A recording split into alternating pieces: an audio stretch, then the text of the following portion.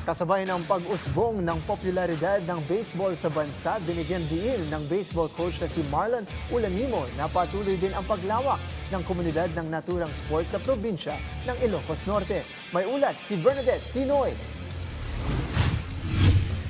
Catching, pitching at hitting.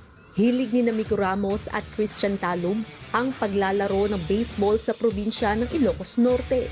Dahil sa husay, naging bahagi sila ng koponan na lumaban sa nakaraang Babe Ruth League Philippines Season 2 na ginanap sa Clark International Sports Complex. Pangarap kong pumunta ng ibang lugar na mag lumaban sa sa ibang bansa. Pangarap ko din pumunta sa ibang bansa. Para mag-baseball. Ayon kay Ilocos Norte coach Marlon Ulanimo, pinili nila mga manlalaro mula sa iba't ibang eskwelahan. Anya, nais nilang makapaglaro sa malawakang kompetisyon gaya ng Babe Ruth, kaya naman di nila inasahan na mapapasakamay pa ang silver medal sa torneo. Actually, one of our reasons behind pagsali dito is para sa exposure ng mga bata.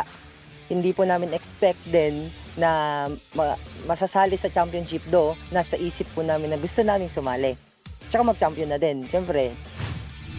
Dagdag pa ni Marlon na malaki na ang komunidad ng baseball sa Ilocos Norte at tiwala siyang maraming madidiskubreng magagaling na batters sa nasabing lugar.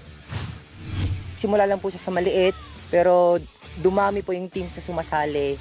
So nag-organize na po ng parang baseball community ang Ilocos Norte. Simula po last year doon sa Pony, yung Pony po.